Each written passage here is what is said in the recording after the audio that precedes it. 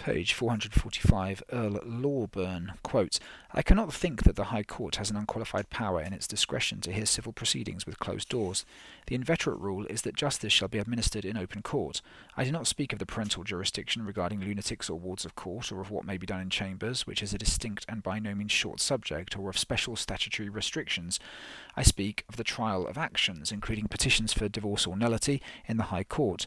To this rule of publicity there are exceptions, and we must see whether any principle can be deduced from the cases in which the exception has been allowed. It has been held that, when the subject matter of the action would be destroyed by a hearing in open court, as in a case of some secret process of manufacture, the doors may be closed. I think this may be justified upon wider ground. Lord Justice Farwell aptly cites Lord Eldon as saying, in a case of quite a different kind, that he dispensed with the presence of some of the parties, quote, in order to do all that can be done for the purpose of justice, rather than hold that no justice shall subsist among persons who may have entered into these contracts, end quote. An aggrieved person, entitled to protection against one man who had stolen his secret, would not ask for it on the terms that the secret was to be communicated to all the world. There would be in effect a denial of justice. Again, the court may be closed or cleared as if such a precaution is necessary for the administration of justice. Page 446. Tumult or disorder, or the just apprehension of it, would certainly justify the exclusion of all from whom such interruption is expected, and, if discrimination is impracticable, the exclusion of the public in general. Or witnesses may be ordered to withdraw, lest they trim their evidence by hearing the evidence of others. Or, to use the language of Fletcher-Moulton, Lord Justice Fletcher-Moulton, in very exceptional cases, where a judge finds that a portion of the trial is rendered impracticable by the presence of the public, he may exclude them so far as to enable the trial to proceed. It would be impossible to enumerate or anticipate all possible contingencies, but in all cases where the public has been excluded with admitted propriety, the underlying principle, as it seems to me, is that the administration of justice would be rendered impracticable by their presence, whether because the case could not be effectively tried, or the parties entitled to justice would be reasonably deterred from seeking it at the hands of the court. Page 447. Some passages in various judgments in this and other cases indicate that the court has a right to close its doors in the interest of public decency.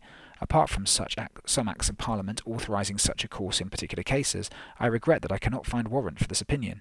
However true it may be that the publicity given to obscene or bestial matter by trial in open court stimulates and suggests imitation, as many judges have learnt from experience at assizes, and however deplorable it may be that they have no power to prevent it, the remedy must be found by the legislature or not at all. It is a great evil. And though the traditional law that English justice must be administered openly in the face of all men is an almost priceless inheritance, it does seem strange that it may be relaxed in order to save property, but cannot be relaxed in order to safeguard public decency against even the foulest contamination." End quote. Page 463, Lord Atkinson, quote, "The hearing of a case in public may be, and often is, no doubt, painful, humiliating, or deterrent both to parties and witnesses, and in many cases, especially those of a criminal nature, the details may be so indecent as to tend to injure public morals. But all this is tolerated and endured, because it is felt that in public trial is to be found, on the whole, the best security for the pure, impartial, and efficient administration of justice, the best means for winning for it public confidence and respect." Page 476, Lord Shaw of Dunfermline. "I am of opinion that the order to hear this case in camera was beyond the power of the judge to pronounce. I am further of opinion that, even on the assumption that such an order had been within his power, it was beyond his power to impose a suppression of all reports of what had passed at the trial after the trial had come to an end. So taken, my lords, they appear to me to constitute a violation of that publicity in the administration of justice which is one of the surest guarantees of our liberties, and an attack upon the very foundations of public and private security. I admit the embarrassment produced to the learned judge of first instance and to the majority of the Court of Appeal by the state of the decisions, but those decisions, in my humble judgment, or rather, for it is in nearly all the instances only so, these expressions of opinion by the way, have signified not only an encroachment upon and suppression of private right, but the gradual invasion and undermining of constitutional security. This result, which is declared by the courts below to have been legitimately, page 477, reached under a free constitution, is exactly the same result which would have been achieved under, and have accorded with, the genius and practice of despotism. What has happened is a usurpation which could not have been allowed even as a prerogative of the Crown, and most certainly must be denied to the judges of the land. To remit the maintenance of constitutional rights to the region of judicial discretion is to shift the foundations of freedom from the rock to the sand. It is needless to quote authority on this topic from legal, philosophical, or historical writers. It moves Bentham over and over again, quote, "In the darkness of secrecy, sinister interest and evil in every shape have full swing. Only in proportion as publicity has place can any of the checks applicable to judicial injustice operate. Where there is no publicity, there is no justice." End quote. Quote, "Publicity is the very soul of justice. It is the keenest spur to exertion and the surest of all guards against improbity. It keeps the judge himself, while trying, under trial." End quote. Quote, "The security of securities is publicity." End quote. But amongst historians, the grave and enlightened verdict of Hallam, in which he ranks the publicity of judicial proceedings even higher than the rights of Parliament as a guarantee of public security, is not likely to be forgotten. Quote, "Civil liberty in this kingdom has two direct guarantees: the open administration of justice according to known laws truly interpreted, and fair constructions of evidence, and the right of Parliament, without let or interruption, to inquire into and obtain redress of public grievances. Of these the first is by far the most indispensable, nor can the subjects of any state be reckoned to enjoy a real freedom where this condition is not found both in its judicial institutions and in their constant exercise." End quote.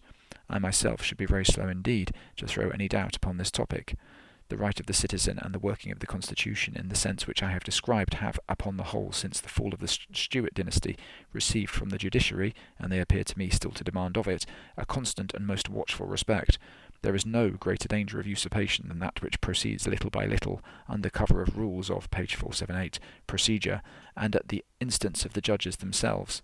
I must say frankly that I think these encroachments have taken place by way of judicial procedure in such a way as, insensibly at first, but now culminating in this decision most sensibly, to impair the rights, safety, and freedom of the citizen and the open administration of the law." End quote.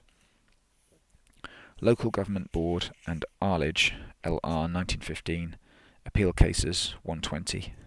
The Court of Appeal had ordered a writ of certiorari to issue to bring into court to be quashed an order of the Local Government Board dismissing an appeal of the respondent against a refusal by a local authority to determine a closing order under Section 17 of the Housing, Town, Planning, etc. Act 1909. In an appeal to the House of Lords by the Local Government Board, the order of the Court of Appeal was reversed.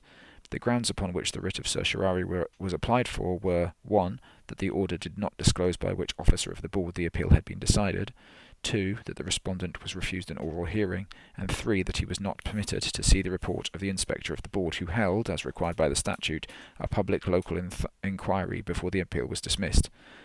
Page 125, the Lord Chancellor, Viscount Haldane, quote, "My Lords, the question which has to be decided in this case is whether the appellants, the Local Government Board, have validly dealt with an appeal brought before them under the provisions of Section 17 of the Housing and Town Planning Act 1909.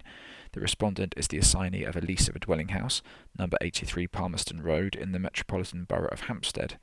On January 12, 1911, the Borough Council made an order under Section 17, subsection 2 of the Act to which I have referred, prohibiting the use of the house for habitation until in their judgment it had been rendered fit for that purpose. On March 7, 1911, the respondent gave notice of appeal to the Local Government Board. That board intimated, in accordance with Section 39 of the Act and with the rules which it had made thereunder, that it would not decide the appeal without having held a local inquiry. A public inquiry was, as the result, held on May 24, 1911, before Mr. Edward Leonard, one of the housing inspectors of the board designated for that purpose, who also made a personal inspection of the house on June 2nd following. On June 6th, the inspector submitted to the board his report of the inspection, and on July 29, 1911, the board, after considering the report and the other documents before them, confirmed the closing order. Page 127. Subsequently, the respondent applied to the Borough Council to determine the closing order having regard to the repairs which he had effected, and on October 5, 1911, the Council refused on the ground that the premises had not been rendered fit for habitation. On October 19th, the respondent appealed again to the board, this time against the refusal to determine the closing order.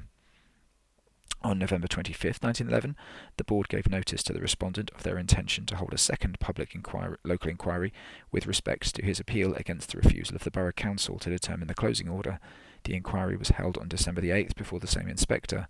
The respondent was present with his solicitor and witnesses, and the Borough Council and the London County Council were also represented. The respondent's solicitor argued his case, and the respondent and his witnesses gave evidence. On December the 13th, the inspector submitted to the board his report, together with a shorthand note of the evidence and speeches. On January 8th, 1912, the board intimated to the respondent that it would be willing to consider any further statement in writing which he desired to submit to it. The respondent did not avail himself of this opportunity, but applied for writ of certiorari to remove the order of the board into the King's Bench Division to be quashed, on the ground that the appeal had been determined in the manner provided by the law.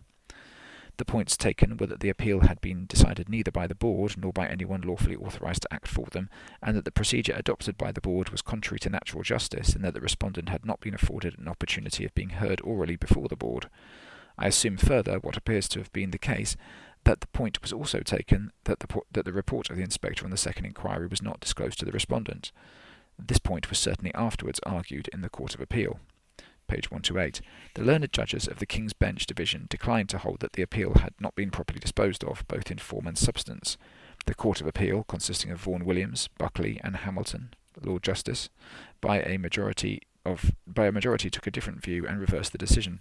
Vaughan Williams, Lord Justice, held that the appeal was one inter partes, the respondent and the Hampstead Local Board being the opposing parties.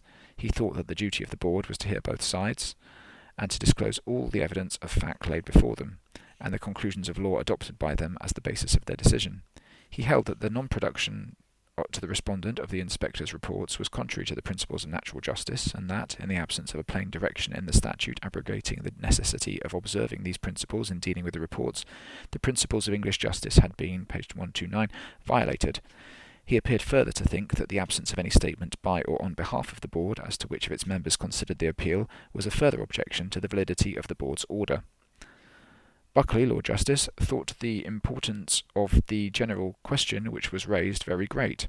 It was increasingly common for statutes to empower government departments to decide questions affecting rights of property, and it was of the first importance that their proceedings should be so conducted as to command the confidence of the public, and that the principles applicable to their conduct should be well understood.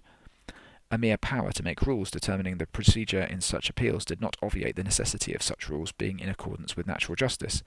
It was essential that each of the parties should know the case the other made and should be heard in the other's presence. Assuming that it could be validly proved the original hearing should assume the form of a statement in writing, it was not clear that a party who subsequently desired to be heard orally could be debarred from claiming to be so heard. The learned Lord Justice thought that as the local authority was the authority against which the appeal to the board was brought, it was in one sense not a party litigant, but as it could be ordered to make a counter-statement and to pay or receive costs, for all material purposes it was not to be distinguished from a party litigant, and therefore the other party ought to know the case it made. Having regard to the terms of Section 5 of 34 and 35 Victoria C70, which constituted the board and provided that anything to be done on its behalf might be done by the President or any member, or by a Secretary or Assistant Secretary authorised by its general order, the inspector was not within the class of persons who could decide anything. If he made a report on a public inquiry held by him, it should be made public. A case could not be argued before one man and decided by another. The respondent had, therefore, no real opportunity of presenting his case when he was invited by the letter of January 8, 1912 to do so, for he was not permitted to see the report. Page 130. Hamilton, Lord Justice, was of a different opinion. The practice, he said, of the board, like that of its predecessor, the Poor Law Board, had always been to dispose by correspondence of appeals, even in important matters such as an auditor's disallowance of items, and in treating the inspector's report as confidential, it was only following an old and well-known practice. The question was whether, if the statute itself did not in terms authorise the practice, it was contrary to natural justice, quote, an expression sadly lacking in precision. End quote. He referred to several precedents and came to the conclusion that it was a sound inference to be drawn as a matter of construction that the legislature, aware, as he took it to have been, of the practice as to these inquiries and its incidents, intended that the local inquiry which it prescribed should be the usual local inquiry, and that the usual incidents should attach in default of any special enactment, including the incident that the board should treat the report as confidential. He was of opinion that what had been done was in accordance with the Act of 1909.